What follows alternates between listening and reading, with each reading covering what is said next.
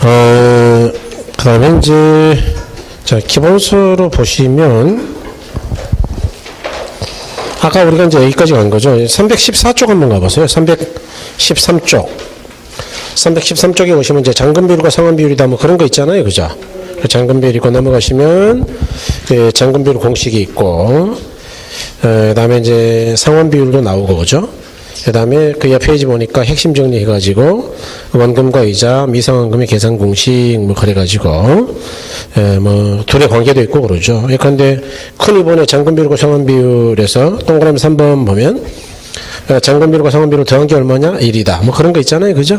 그래서 이제 아까 이런 거를 우리가 한 거죠. 예.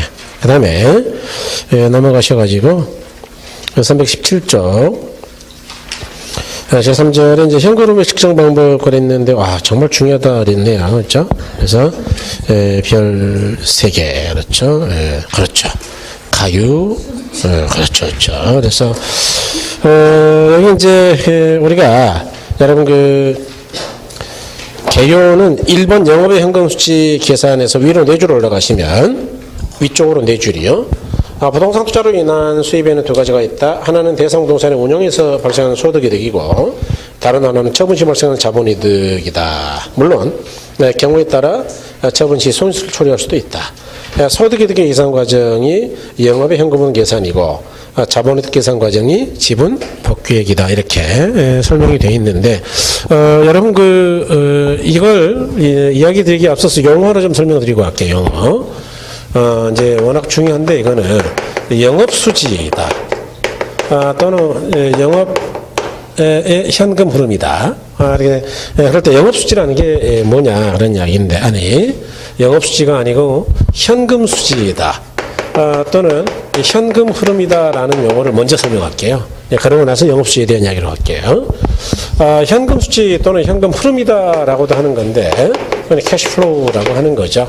이거는 현금의 수입하고 지출인데 다시 말해서 현금 수지는 투자자를 중심으로 보면요. 딱 두 가지밖에 없어요. 현금이 흘러가는 거. 나한테서 나가는 것하고 들어오는 것. 나에게로. 나가는 걸 우리가 뭐라 그러느냐 그러면 흔히 현금 유출이다 이렇게 이야기하죠. 물론 날출자예요. 그래서 이걸 다른 말은 지출이라 그러겠죠. 지출. 그럼 나에게 들어오는 건 뭘까요? 현금 유출일까요? 유입일까요? 유입이겠죠. 그죠?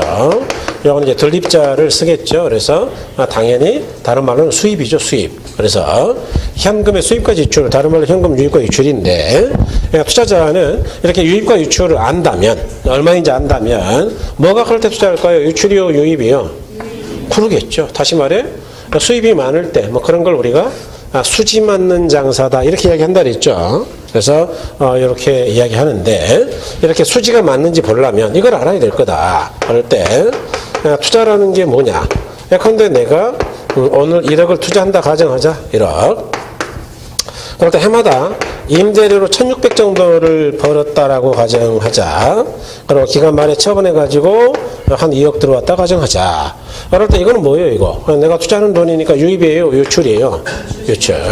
이런 거는 유출이에요, 유입이에요? 유입.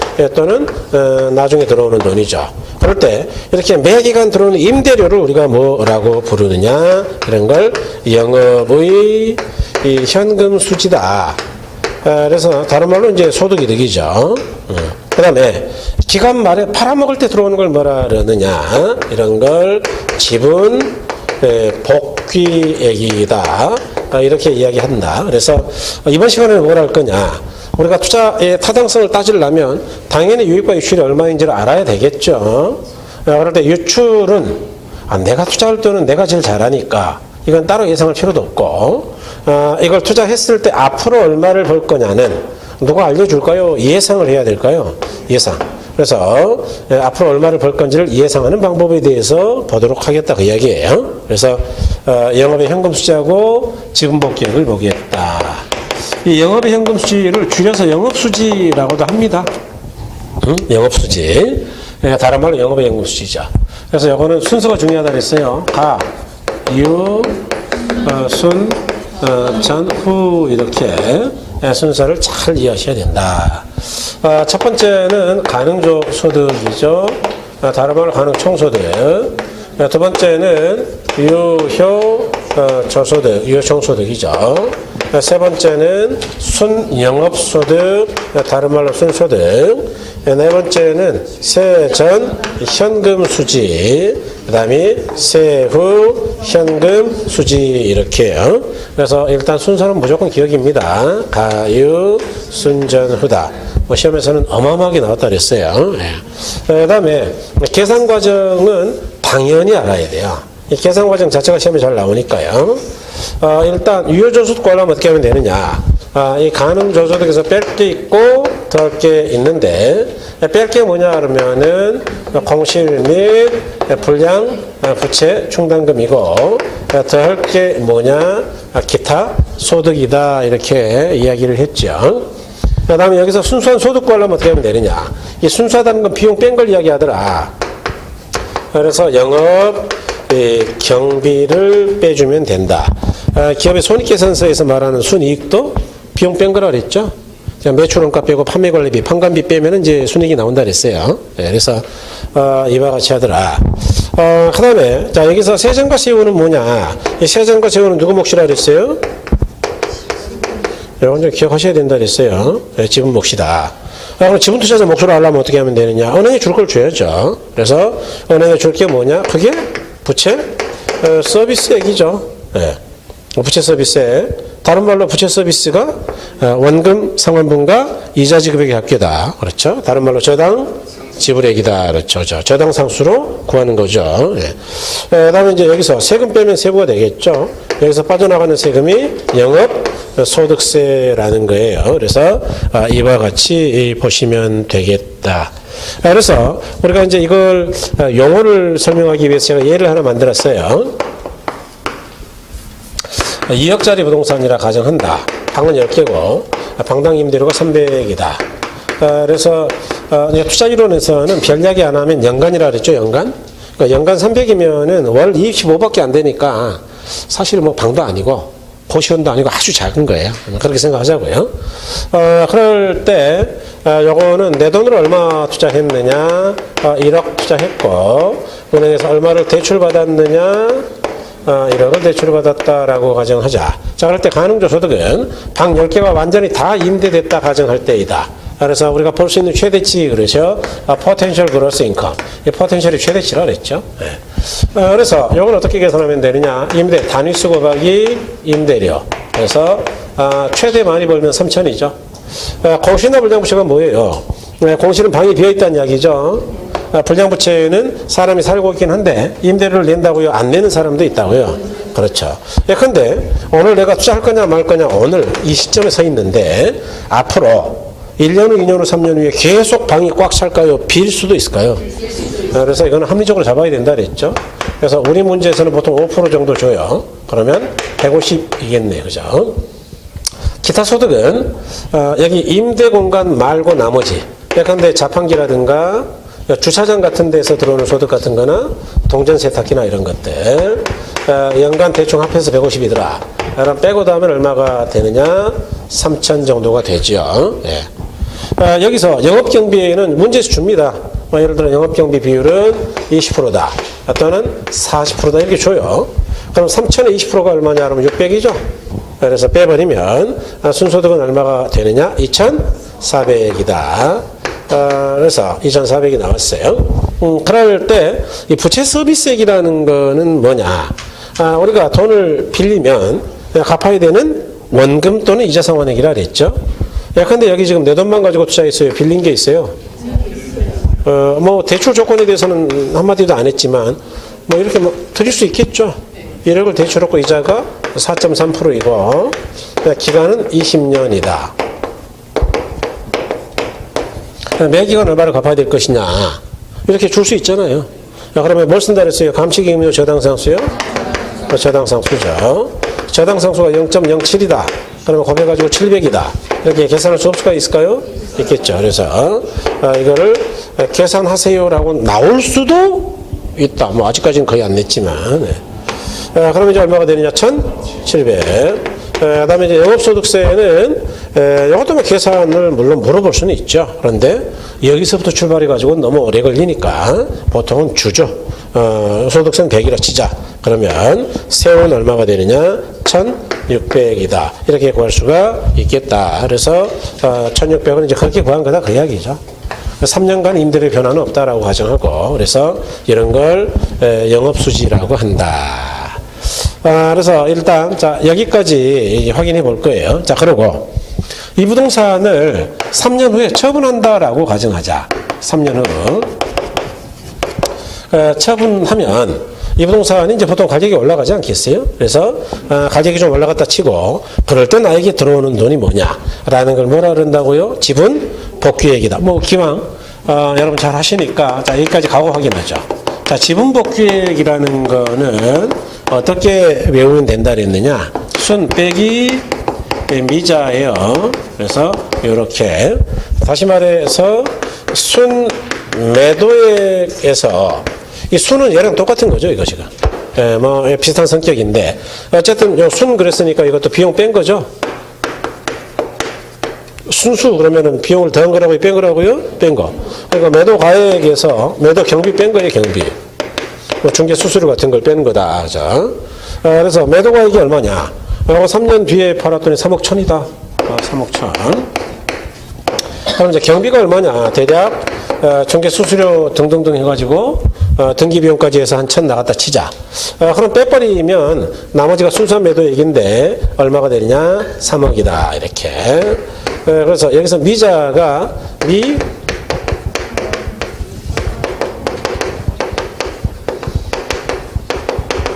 아까 했죠 이거. 미상훈자동장금. 그러니까 이런 게 이제 기억이 돼줘야 되는 거예요. 그래서 이게 언제 들어봤지? 그러면 안 된다 이제. 네. 그게 실력이 좋아지는 거예요. 다시 말해서 여기 우리가 이걸 원금이자를 지금 계산을 안 해봤는데 할 수도 있겠죠. 여러분 질릴까 봐서 안 하는 거예요. 왜 못하겠어? 1억에 4.3% 430. 그러면 나머지는 370, 뭐 360인가 70인가 260인가요? 270인가? 원금 계산할 수 없을 거 있을까요? 빼기만 잘하면 되지 뭐 곱하기하고 빼기만. 그러니까 안 될 건 없어요. 뭐 필요 이상까지는 안 가려고 하는 거지. 어쨌든 계산했으면 이제 원금 얼마 갚았는지를 알 수 있을 거 아니에요? 그러면 못 갚은 거는 뭐라 그런다고요? 그런 이야기 지금. 그러니까 이건 3억 다가 내 거라고요. 아직 안 갚은 게 있다고요. 왜냐하면 1억을 20년간 갚기로 했는데 달랑 3년밖에 안 갚았잖아요. 그래서 이게 얼마냐? 계산을 시키면 복잡하죠. 계산을 시키면 이렇게 가야 되거든요. 여기다가 잔금 비율을 곱하는 거. 그래서 지금 이런 걸 외운 거예요, 지금. 예? 잔금 비율이 0.9, 95%다. 그러면 9,500 남았다 그 이야기인데. 그런데 계산을 여기까지 여러분 하시라고 이야기 드리고 싶진 않아요. 그러니까 됐고. 그럼 나중에는 안 할까요, 할까요? 나중에는 하겠죠. 뭐 할 수 있는 데까지 해야지. 참 많은 분들이 이제 또 시험에 들까 봐서 안 하는 거죠.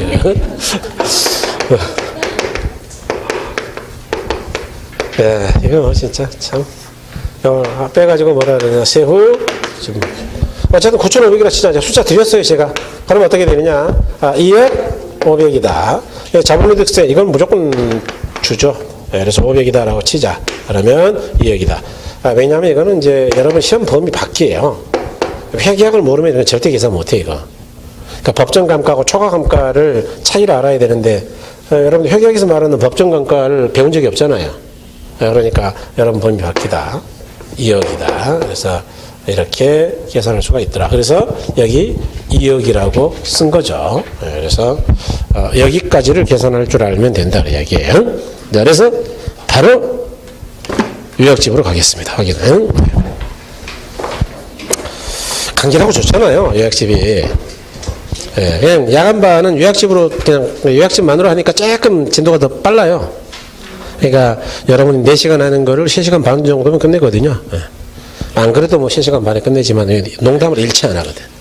이런 이야기 아니에요. 야간반은 막 그냥 안 봐. 그냥 미안하면. 안 보고 계속 설명만 해요.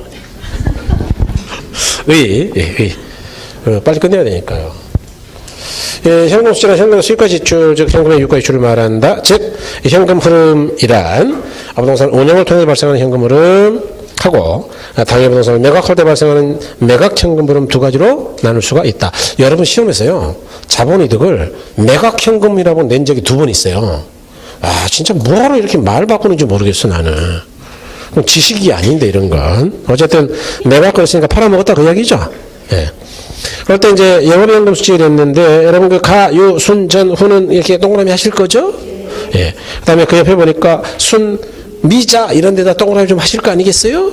예, 좋아요. 그래서 이제 거기 그 요거에 다 아시니까 뭐 방금 설명드렸으니까 됐고 읽어보시고요. 여러분 이제 그 옆에 보시면 영업경비에 포함되지 않은 항목 뭐 그런 거 있잖아요. 요거는 나중에 수익 방식에서 할 건데 평가에서 그런데 조금 하죠 뭐. 예.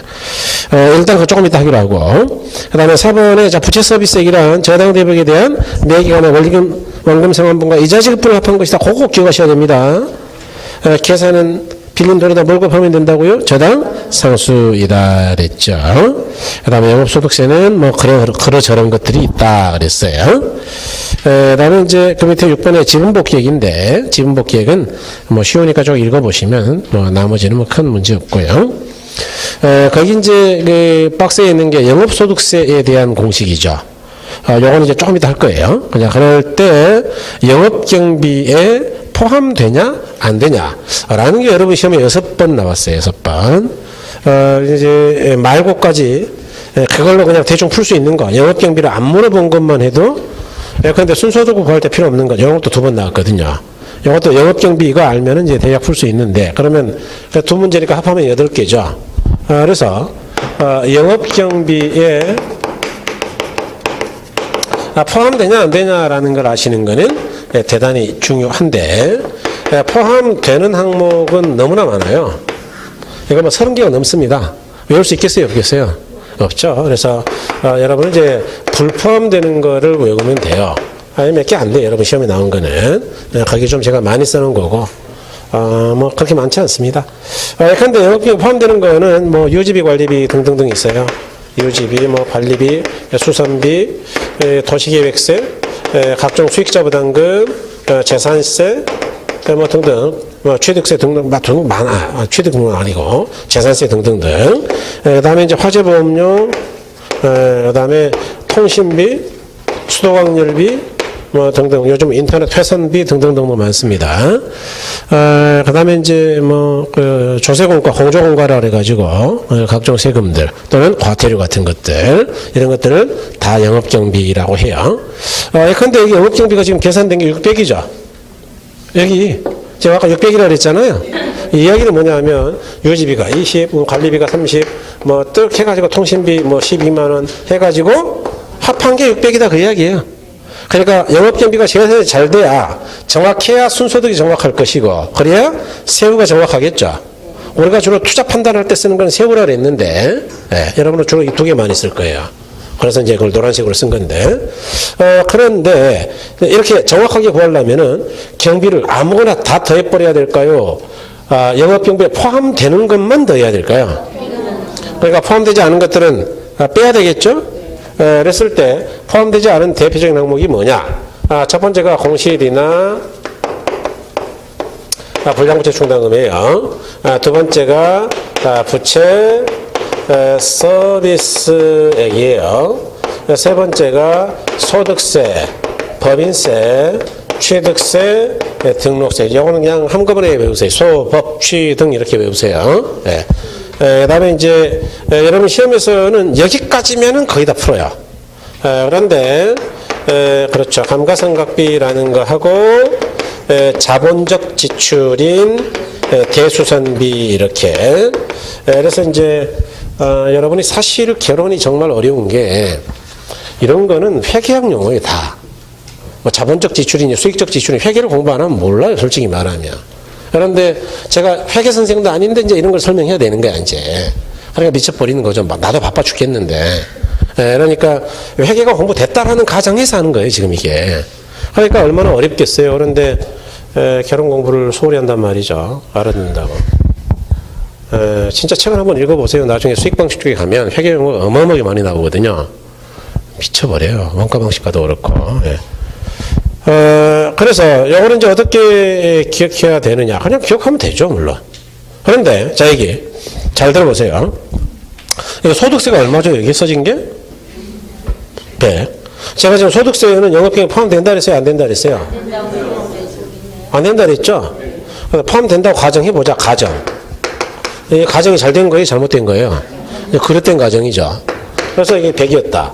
그러면 이제 얘부터 요거까지 다 더한 게 600이다 그 이야기죠?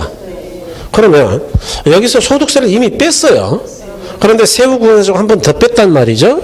이거는 동일한 비용을 2번 계산했으니까 계산 잘한 거예요? 잘못한 거예요? 그러면 둘 중에 하나가 잘못된 거죠. 그러니까 이게 정확하다면 요거는 포함되지 말아야 되겠죠. 다시 말해서 이렇게 별도로 차감하는 것들은 왜 별도로 빼는 거예요, 이거? 여기다 다 묶어서 넣을 수 있어서요? 못 넣으니까요. 그러니까 가율순전후 안에 요거 포함 안 되죠? 요거 포함 안 되죠? 요거 포함 안 되죠? 이해하셨나요? 세법 공부하시니까 이거 아시죠? 소득세나 법인세는 자연인과 법인의 차이밖에 없이 똑같은 소득에 대한 세금이에요. 이해하셨나요? 영업경비라는 건 매년에 임대료를 받자고 지불하는 비용입니다. 수선비 같은 거. 그런데 취득세나 등록세는 매년 내는 거예요. 취득할 때 딱 한 번 내는 거예요. 이거는 영업경비가 아니고 취득경비예요. 이해하셨나요? 그러니까 소, 법, 취 등은 포함되지 않는다. 그럼 여기까지는 안 해도 되죠? 그러니까 제가 이건 무조건 외워야 된다 그래서 옛날에 이야기했잖아요. 동영상 다시 들어보세요. 일리올 거. 얼마나 제가 강조했는지. 그때 이거 이야기 했을 거예요, 아마. 나중에 이 안에서 나온다고. 예. 그 다음에 감가상각비는 우리나라 회계에서는 비용으로 인정을 해요. 그런데 미국 회계에서는 비용으로 인정하지 않습니다. 그래서 우리 지금 그 부동산 투자 이론하고 수익 방식은 다 미국 방식을 따라가요. 이해하셨나요? 예, 그게 이제 월드 스탠다드니까. 저도 물론 비용을 안 봐요. 감가가 뭐예요, 감가가? 감가가 실제로 내 돈이 나가는 거예요. 아니고 나중에 기계 다 달아주고 나면은 다 감가 다 끝나고 나면 새로 사야 되니까 모아놓는 돈이에요. 이거 모아놓는 돈이야, 이거 따로. 그러니까 나중에 설명할 거예요, 그 평가할 때. 예? 그래, 이제 회계에서 하는 이야기를 나중에 할 거라고. 이제 그때 가서 보자고. 대수선비는 뭐냐 하면, 여러분, 이거는 뭐예요, 이거? 예컨대 우리가 임대사업을 하고 있는데, 원룸이에요, 지금. 유리가 깨졌어, 유리가. 그럴 때는, 놔둬야 돼요. 임차인이 불편할 거니까 유리 갈아줘야 돼요. 이런 걸 수익적 지출이라 그래요. 회계학에서. 뭔 말이냐? 임대료 받아 먹으려면, 수익이 발생하려면 지출해야죠. 오케이? 안 그러면 임차인이 열받아가지고 나가버려요, 욕하고. 방 빼! 그러고 나간단 말이에요. 그런데 이게 아니고 너무나 이게 임대사업이 잘 되는 동네에 가지고 제가 한 개층을 증축을 했어요. 증축하는데 비용이 얼마 들어갔냐? 1억 7천 들어갔어요. 이건 매년 증축하는 거예요. 딱 한 번 하는 거예요.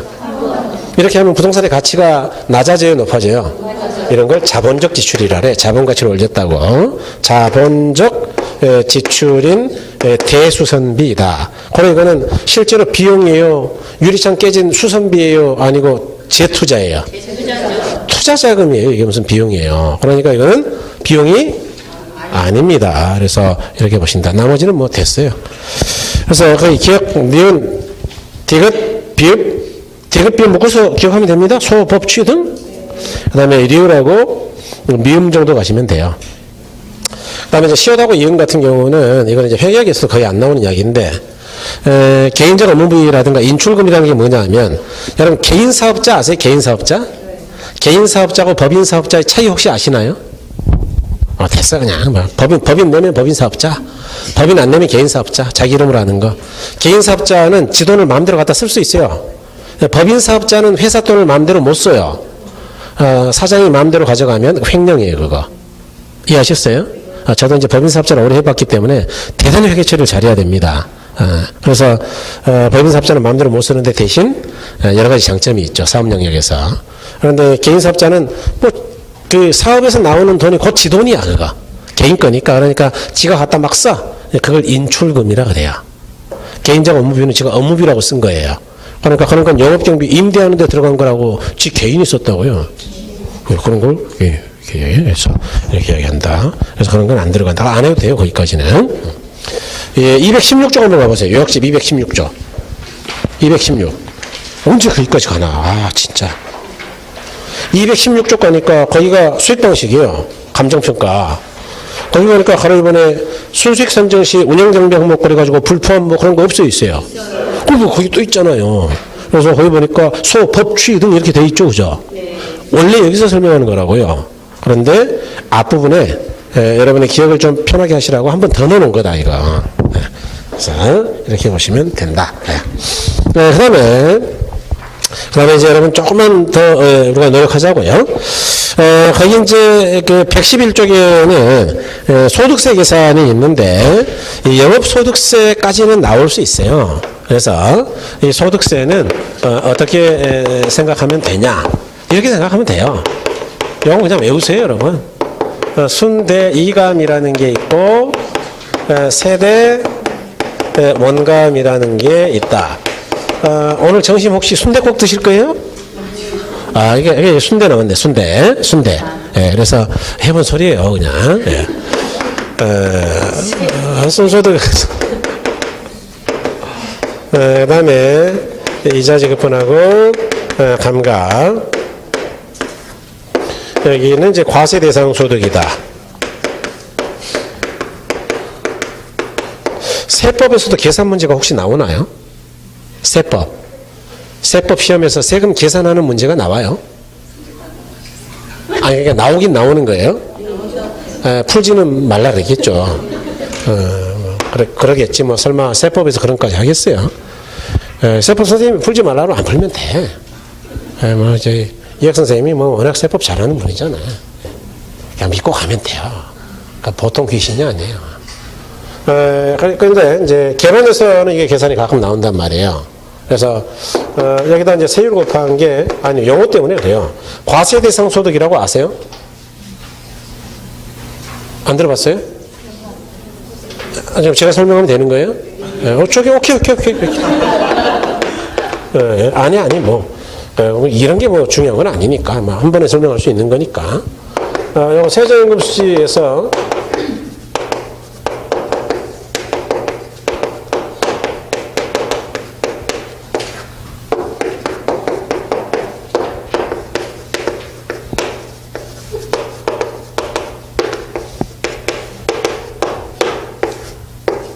나중에 문제를 풀어보면 금방 되는데 이해가 좀 더 될 수 있는데 뭐 그때 문제 풀면서 또 이야기 드릴게요. 여기서 이제 중요한 건 뭐냐 하면 뺄 게 뭐냐라는 걸 아는 게 중요해요. 뺄 거. 여기 다시 빼기가 전부 다가 빼는 거예요. 빼는 거는 지금 세 군데밖에 없어요. 이걸 아는 게 중요한 거예요. 여기 핵심이에요. 왜냐하면 여러분 그건 아시죠? 여러분 돈을 벌었어요. 돈을 1년간 5천 벌었다. 그러면 우리가 소득세 갑종 근로소득세도 소득세예요. 갑근세. 월급쟁이가 내는 거. 그것도 소득세거든요. 그런데 소득세를 낼 때 다 내는 거예요. 뭐 의료비라든가 병원 영수증이나 뭐 이런 거 다 빼는 거예요. 빼잖아요. 뭐 가족 숫자대로 기본공제하고 얘들 교육비 영수증 다 챙겨가지고 연말정산 때 내는 거 아니에요. 그래서 13월에 월급 받으려고 그러는 거 아니에요. 오케이? 그러니까 모든 게 들어간다고 공제되는 게 있다고요. 비용은 공제가 돼요. 비용. 네? 그래서 여기 이자도 비용이죠. 감가상각 비례면서요. 그러니까 우리나라 회계에서는 이걸 비용으로 봐요. 그래서 이것들은 더한다고요. 과세 대상 소득에 공제된다고. 공제요. 그렇죠. 그러면 그만큼은 세금이 줄어드는 거예요. 그래서 빠지는 거는 비용이다. 그러니까 원금 상환분은 비용이에요. 원금 갚은 거는 나중에 집할 때 안 줘도 되는 거니까 결국 내 돈이에요. 네, 내 돈이에요. 결국. 아직은 좀 그렇죠. 700 안에는 원금만 있다 그랬어요. 원금과 이자가 있다 그랬어요. 그럴 때 이자야 은행 주는 거 맞죠? 그런데 원금은 근데 원금은 3번 갚아가지고 500 갚았다. 그러면 집 할 때 1억 다 내야 되는 거예요. 500 빼고 나머지만 주는 거예요. 그러니까 원금 갚은 건 결국 내 거야, 내 거. 왜냐하면 나중에 안 줄 거니까. 은행한테 가버리긴 했지만 돈은 다른 데 가 있지만 남의 돈이라고요, 내 거라고요. 그러니까 소득이에요. 사실은 다른 데 숨겨져 있는 소득이라고요. 예? 그 다음에 대체 충당금이 뭐냐 하면 임대업자들이 이게 다 회계 용어예요. 회계. 그러니까 어렵지 지금. 다 회계학 이야기거든요. 이거. 임대 사업 하려면 요즘은 냉장고나 테레비 없어야 돼 있어야 돼요. 침대도 있어야 되잖아요. 근데 건물은 50년 쓰는데 설마 테레비가 50년 쓰겠어요? 그러니까 10년에 한 번씩 바꿔줘야죠. 바꾸는 걸 대체라 그래요. 그럴 때 방이 20개인데 테레비 20개, 냉장고 20개, 막 침대 20개를 한꺼번에 바꾸려면 몇천 들어가잖아요. 그러니까 한 번에 써야 되겠어요? 매년의 임대료에서 일부를 빼놔야 되겠어요? 예, 그런 걸 대체 충당금, 충당금은 적립한다는 이야기인데, 그러니까 대체 충당금은 아직 대체하기 전까지는 비용이 아니에요. 사실은 쌓여있는 돈이에요. 이해하셨어요? 그래서 물론 자기가 알아서 관리하고 있지만 아파트 같은 경우는 이제 관리소장들이 관리해요. 예, 장기수선 충당금이나 이런 거. 공법에서 배우는 장기수선 충당금. 그것도 안 받고 나가는 사람들이 많지 또. 원래 받고 나가야 되는데. 요즘 해줘요? 훌륭한 중개사예요, 그분은. 대부분 안 해줍니다. 예, 생각해보니까 나도 참 그거 받아야 되겠네. 왜냐하면 엊그제 그 계약했거든요, 나. 얼마 전에 중개사들이 전화 왔다 그랬잖아요. 예, 계약했는데, 그 생각을 안 했네. 충당금 찾아달라 그래야 되겠네. 예, 조금 이따 문자 해야 되겠네. 예, 그거 받아가야 돼요. 바보같이 지 건데, 못 받아가는 사람들이 많아요. 공부해도. 예, 그래서, 이렇게, 그러니까 빼고자 하는 것만 알면 된다, 그 이야기죠. 그래서 간단해요. 예컨대 순소득이 2,400이다. 대체 충당금은 보통 없어요. 우리나라는 사실 대체 충당금 적립도 안 해, 우리나라는. 예컨대, 자, 이자가 300이다. 그러면 이제, 감가가 얼마냐? 감가가 500이라 치자, 500. 그럼 과세대상 소득이 얼마냐? 2,400에 300 빼면 2,100이죠? 네. 2,100에서 500 빼면 얼마죠? 1,600. 1,600. 여기다 세율이 10%라 치자. 계산하기 힘드니까. 그러면 얼마가 되겠어요? 160. 그럼 이제 여기서도 마찬가지로 계산할 수 있다. 자, 이게 순용소득 2,400에서 원금과 이자를 더한 게 700이다 치죠? 그러면 이제 세전이 얼마가 되느냐? 1,700이다. 1,700. 그럼 원금은 어떻게 되느냐? 아까 원금과 이자를 더한 게 얼마라 그랬죠? 700. 여기서 지금 제가 원금 상환분이 300이라 이자가 300이라 쓰지 않았나요? 그럼 원금은 얼마겠어요? 그러겠죠. 그래서 400. 그 다음에 감가가 아까 500이라 그랬으니까 빼기 500이죠. 그러면 여기서 1,700을 더하면은 2,100. 2,100에서 얘를 빼면 다시 1,600. 거기다 10% 곱하면은 160. 그러니까 양쪽 같은 식이니까 양쪽 뭘로 계산하더라도 당연히 동일한 결과가 나와야 되는 거예요. 그래서 여러분은 둘 중에 저처럼 어렵게 하지 말고 순소득 줬다 그러면은 요거 가지고 풀면 되고 세전 줬다 그러면 얘로 풀면 되니까 순대이금, 세대원금 외우면 된다. 뺄 것만 기억하세요. 뭐만 뺀다고요? 비용만. 이해하셨나요? 비용. 이자 감가밖에 없어요. 그래서 그렇게 빼시면 된다. 그 다음에 넘어가셔서 다음에 부동산 투자분석 기법인데 여러분 의 좀 보죠. 이건 바로 그냥 요약집으로 갈게요. 지금 시간 없으니까. 자, 부동산 투자분석 기법은 화폐 시간 가치를 고려하지 않는 방법과 화폐 시간 가치를 고려하는 방법으로 나누어진다. 여기 시험에도 나온단 말이에요. 그래서 그 챕터 6에다가는 별을 3개 크게 해주시고, 예? 왕별 어마어마하게 나오니까. 예. 그래서 그 밑에 박스 보니까 화폐 시간 가치를 고려하는 방법 해가지고 할인 현금 수지 분석법이다. 3개 있죠? 순효과, 수익성 지수, 내부 수익률이다. 그 다음에 화폐 시간 가치를 고려하지 않는 방법이다. 그래서 크게 2가지 있잖아요. 림셈법하고 비율 분석법이다. 이런 게 있죠. 네, 나중에 이제 2개 더 할 거예요. 회계적 이익률법이라는 거하고 회수기간법이다라는 걸 나중에 더 할 거니까 그럼 그때 가서 보자고요. 자, 그럴 때 이번에 화폐 시간 가치를 고려하는 방법 그랬죠. 그래서 바로 이번에 할인연금 수지 분석법이다라고 나와 있고, 그 다음에 그 옆에 보니까 순효과법 따로, 넘어가 보세요. 수익성 지수 따로, 그 다음에 내부 수익률 따로 이렇게 정리가 돼 있죠. 그 다음에 투자 가치와 시장 가치는 아까 해버렸죠. 이제 요약집은 여기다 넣었다고요. 이게 더 편해요, 공부하기가. 그래서 이렇게 넘어가면은 투자 결정 준거래 가지고 어떨 때 투자를 할 거냐라는 거 결정하는 방법 나와 있죠, 그죠? 그래서 이렇게. 그다음에 화폐 시간 가치를 고려하지 않는 방법 있죠. 그래서 어림셈법하고 뭐가 있다고요? 비율 분석법이 있다. 있다. 그럴 때 오늘은 어디까지를 끝낼 생각이냐? 화폐 시간 가치를 고려하는 방법까지는 끝내겠다. 그 이야기죠. 자, 여기 여러분 이제 칠판 보시면 됩니다. 할인영수시 분석법은 화폐 시간 가치를 고려하는 방법이죠. 그래서 할인 현금 수지 분석법이다. 그래서 여기는 이제 여러분 크게 단어 2개만 알면 된다라고 제가 이야기 드렸는데 다 공부하셨죠 이거? 방금 했는데 이거는 뭐하고 뭘 이야기한다 그랬느냐? 현금의 유입하고 현금의 유출을 이야기한다. 분석한다는 건 비교한다는 이야기죠. 뭐가 많을 때 투자할까요? 유출이요, 유입이요? 유입, 그렇죠. 자, 그런데 자, 문제는 요거야. 오늘 현재 투자했다 치고 현재 했네요. 유입은 현재 들어오는 거예요. 1년 후, 2년 후, 3년 후에 들어오는 거예요. 3년 후. 그러니까 현재 가치는 미래 가치예요. 미래 가치.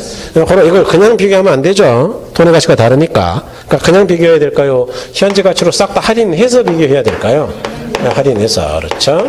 그래서 여기 할인연금수지 분석법에는 이와 같이 현금의 유입과 유출을 현재 가치로 할인해서 비교하는 방법인데 여기는 크게 세 가지가 있다. 순환가법, 수익성지수법, 내부 수익률법이 있다. 자, 그럴 때 이거는 잉글리시도 많이 나오더라. 바로 외우자. DCF, 이거는 NPV, 이거는 PI, 이거는 IRR 이렇게 외워두시면 좋겠다 그랬어요. 그래서 이제 Net Present Value 주는가, Profitability Index에서 순익성 지수, 그다음에 Internal Rate of Return에서 IRR이라고 하죠.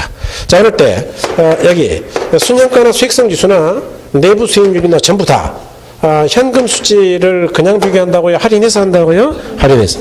그러면 여기 이제 현금의 유입하고 현금의 유출이 있다라고 가정하자. 현금 유출 얼마인지 알았다. 그럴 때 이것들을 그냥 비교하면 안 되니까 현재 가치로 할인하자. 현재 가치로. 그래서 할인해야 되겠다. 그래서 비교는 어떻게 하는 것이냐? 둘의 차익으로 비교하겠다. 그래서 이렇게 비교한 순현가가 0보다 크면 투자하자라고 결정하는 것이고 0보다 작으면 투자하지 않겠다 그런 이야기죠. 자, 그래서 이거는 너무 어렵잖아요. 여러분이 현재 풀기는 좀 어려우니까 제가 조금 쉬운 문제 드릴게요. 이 정도는 풀 수 있겠죠. 그런데 오늘 제가 1,000만 원 투자할 예정입니다. 이런 걸 이제 현금 유출이라 그래요. 1년 후에 1,210만 원을 벌 것 같아요. 이런 걸 유입이라 그러더라. 그럴 때 투자자의 요구 수익률이 10%이다. 할인율이죠. 그럴 때 수익가 우여보시오 그러면 요거는 유출의 현재 가치죠 이거. 그러니까 이거는 이제 그냥 계산 안 해도 1,000이고, 이거는 유입의 현재 가치예요. 유입의 1년 후에 미래 가치예요. 미래 가치. 그래서 이걸 현재 가치로 해라. 그럼 어떻게 하면 되느냐? 1,210만 원 나누기 1 더하기 R의 N승으로 나누면 된다 그랬어요. 그래서 R이 10%니까 요거에 기간이 1년이니까 2승이에요, 1승이에요? 1승. 그러면 1,100이 된다. 뭔 말이에요, 지금? 자, 1,100에 이자 10%가 110이죠. 다음에는 얼마예요? 1,200? 그거 뺀 거야, 그거 이자. 좋아요. 현재 가치 계속 공식 이거죠. 그러니까 원래 같으면 이렇게 곱해야 되겠죠. 예? 요거는 이거하고 똑같죠. 그래서 1 플러스 R N승으로 나누는 게 편하다고요. 예, 저번에 이야기했어요, 이거. 예. 그래서 이렇게 된다. 그렇죠. 너무 우울한 표정이면 저도 우울해지는데. 빼버리면 얼마가 되느냐? 100이다. 그러니까 이게 순위가 0보다 크다 그 이야기죠. 그러면 투자하자. 왜 투자해야 되는 거예요? 누가 많아요? 유출이 많아요? 유입이 많아요? 당연히 투자해야죠. 이것도 할인연금수지분석법의 일종이죠. 그래서 현금 유입이 얼마인지 알고 현금 유출이 얼마인지 안다라고 치자. 그럴 때 이것들을 그냥 비교할 수는 없으니까 현재 가치로 할인하자. 그래서 아까 순현가는 빼서 비교했는데 수익성 지수는 나누자. 뭐 간단하게 이제 비교하는 방법만 다른 건데, 다시 말해서 자, 이 경우 유출은 얼마냐 그러면은 1000이죠. 1000. 유입의 현재 가치는 아까 계산하니까 얼마 있죠? 1000. 네. 그러면 이거는 1.1이다 이야기죠. 다시 말해서 이게 1보다 크면 누가 많은 거예요? 유출이 많은 거예요? 유입이 많은 거예요? 그러니까 투자해야죠. 그래서 수익성지수는 1보다 크면 투자하자. 뭐 여기까지 외울 게 거의 없죠, 사실. 요거는 좀 어렵죠. 요것도 할인 현금 수지 분석이니까 현금의 유입하고 현금의 유출은 당연히 얼마인지 알아야 돼요. 예컨대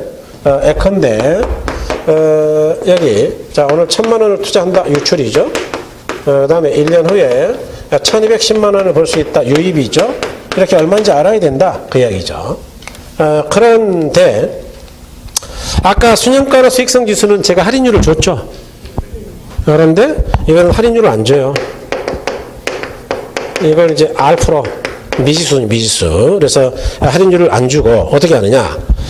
요거를 할인해가지고 비교하자 그랬으니까 유입도 현재 가치로 할인하고 유출도 현재 가치로 할인하는데 그럴 때 비교는 어떻게 하느냐? 아까 순현가를 차익으로 했죠. 그런데 이거는 이 두 개가 같아지게 만드는 할인율을 구해라 그 이야기예요.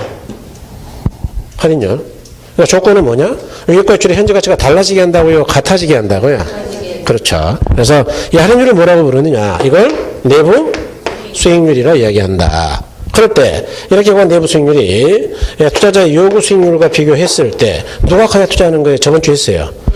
내부 수익률. 이건 저번 주에 했죠. 수익률에는 기대 수익률, 요구 수익률, 실현 수익률이 있다라고 이야기했고 이걸 다른 말로 뭐라고 한다고요? 그래서 애각할 때 투자한다 그 이야기죠. 이건 저번 주에 했던 이야기니까. 예. 그래서 어쨌든 간에 이제 뭐 투자 결정까지는 다 알겠다. 자, 그런데 이걸 어떻게 구하라는 말이냐, 이걸. 크게 어렵죠. 다시 말해서 이건 뭐예요, 지금? 자, 얘는 현재 가치니까 1000이죠? 1000? 그럼 유입의 현재 가치가 얼마가 되면 같아지는 거예요? 1000. 다시 말해서 요거 현재 가치로 했을 때 어떻게 하는 건지 모르겠지만 그거는 뭐 계산 안 해봤으니까 모르겠지만 얼마가 되면 같아진다고요? 1000. 그러면 얘랑 같네 이거 1000. 그럴 때 얼마 이자 뺀 거죠? 그럼 얘가 몇 프로 붙었던 이자인데요? 그렇게 구할 수는 있겠다. 1년일 때만 돼요. 2년이 넘어가면 절대로 이런 방법은 쓸 수가 없어요. 어떻게 써야 되느냐? 이거는 뭐 여러분 저번에도 우리가 이렇게 했죠, 그죠? 뒤에 거 빼면 된다고. 계산은 안 나오니까 다행히. 이걸 현재 가치로 하자. 1200씩 나누기 1 더하기 R에 2승이에요, 1승이에요? 1승.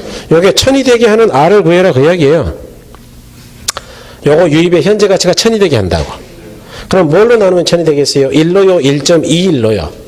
약분하려면. 그러니까 1 더하기 R이 1.21이다 이야기죠. 양변에 1 빼면 되네. 그럼 R은 0.21%다.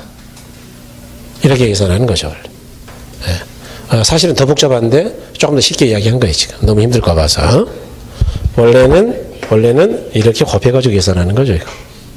아시죠? 그래서 이렇게. 그런데 여러분 힘들까 봐서 1.21로 나눠버린 거죠.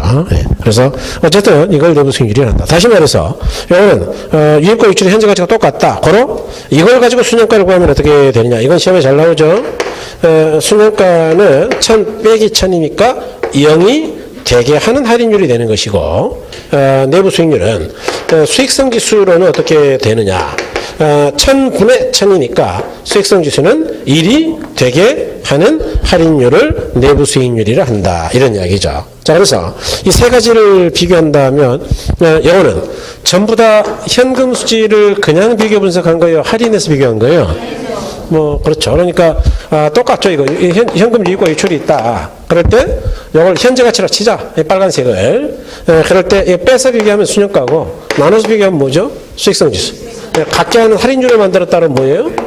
그렇죠. 그 비교하는 방법밖에 차이가 없다. 기억하는 것도 아무것도 아니에요. 단어 2개만 알면 되네요. 그 다음에 순현가가 0보다 크면 당연히 투자해야 되고 수익성 지수가 1보다 크면 당연히 해야죠. 그 다음에 이렇게 구한 내부 수익률이 투자자가 요구하는 최저 한도의 수익률보다 크면 투자를 안 해야 될까요? 해야 될까요? 해야죠. 그래서 이렇게 되더라. 자, 그럴 때 셋 중에 가장 우월한 건 뭐라 그랬느냐? 순환가법이다. 이건 기억하시라 그랬어요. 가장 오래된 방법이지만 가장 우월한 건 누구라고요? 순환가법이다. 이유는 대단히 어렵고 복잡하다.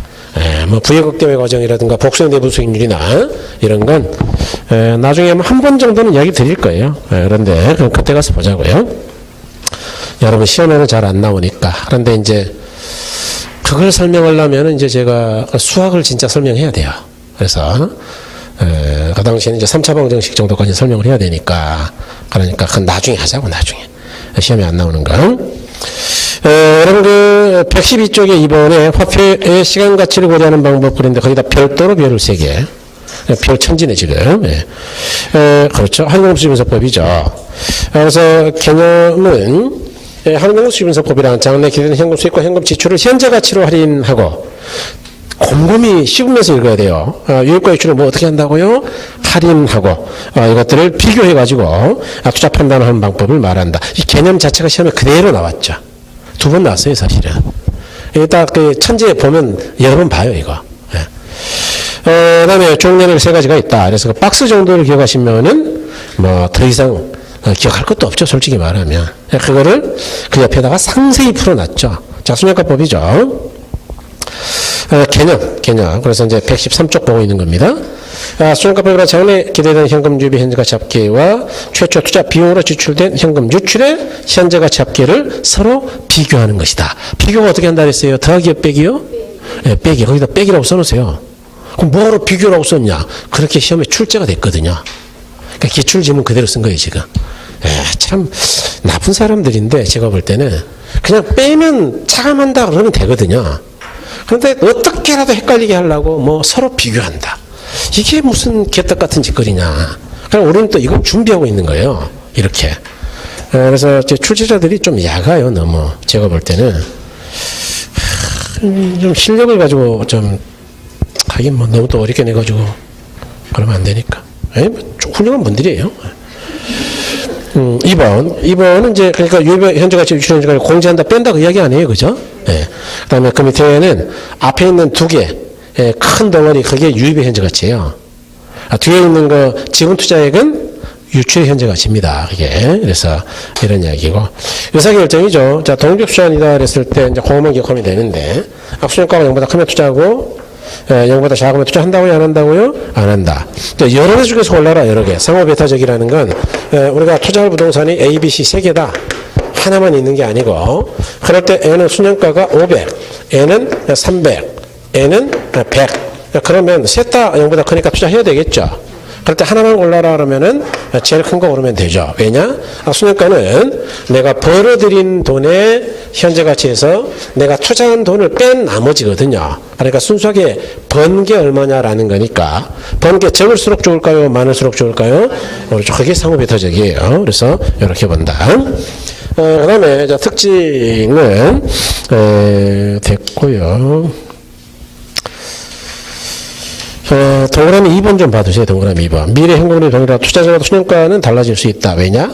투자자마다 요구 수익률이 같아서요? 달라서요? 달라서 이렇게 이런 거. 그 다음에 넘어가서 4번 좀 봐두세요. 4번.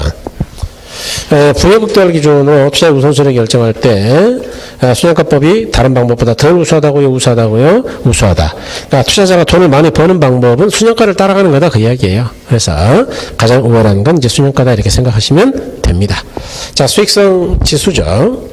그거는 이제 그 옆에 편익 비용률이라고도 한다. 그거 기억하시라 그랬죠. Benefit and Cost Ratio, BC 비율입니다. 네.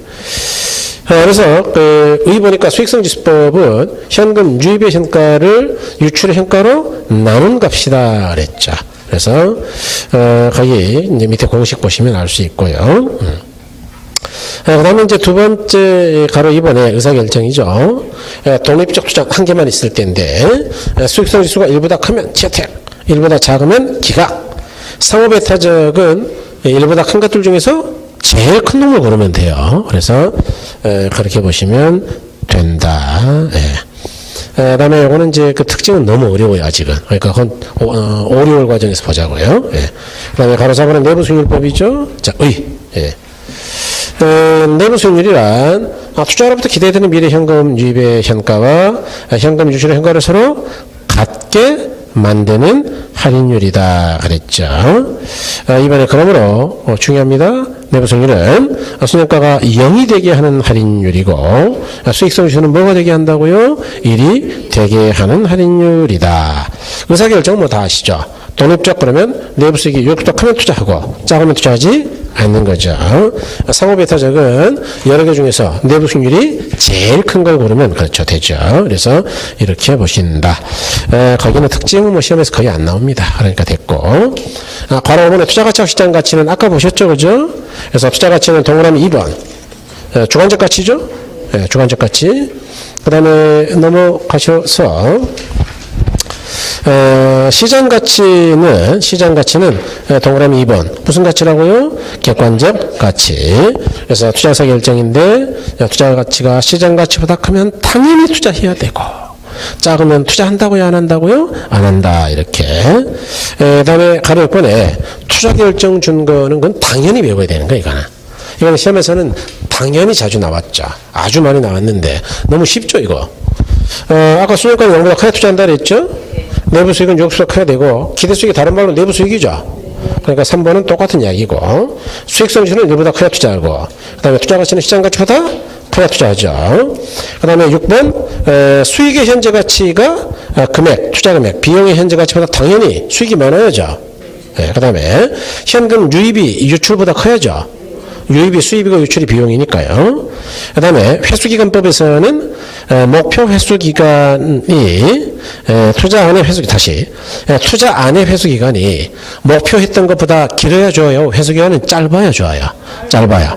그 이야기예요 지금 8번. 그 다음에 회계적 이익률법이죠. 목표로 하는 이익률보다 실제 회계적 이익이, 투자 안의 회계적 이익이 낮아야 될까요? 높아야 될까요? 높아야죠. 그러니까 너무나 당연한 이야기입니다. 그래서 이렇게 보시면 되겠고요. 그 다음에 이제 그 넓혀보기 보시면 기타의 경제성 분석 방법 그랬는데 거기 회수기간법하고 회계적 이익률법 있잖아요. 그 제목만 하시면 돼 일단. 옆에다 하나 써보세요. 그걸 뺐네. 화폐의 시간가치 고려하지 않음. 다시. 이것도 화폐 시간가치를 고려한다고요? 안 한다고요? 안 한다. 그래서 그렇게만 하나 써두시면 됩니다. 내용에는 있어요. 화폐 시간을 고려하지 않는다면 그런 거 있죠. 그래서 이렇게 보시면 된다.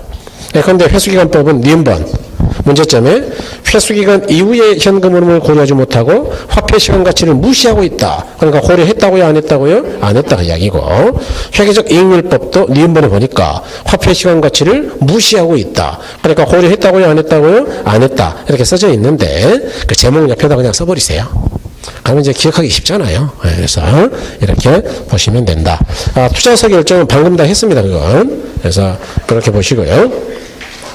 그 다음에 이제 그 3번에 화폐 시간 가치를 고려하지 않는 방법 그랬는데 요거는 조금 쉬셨다가 아니 뭐 일주일 쉬었다가 좋았죠?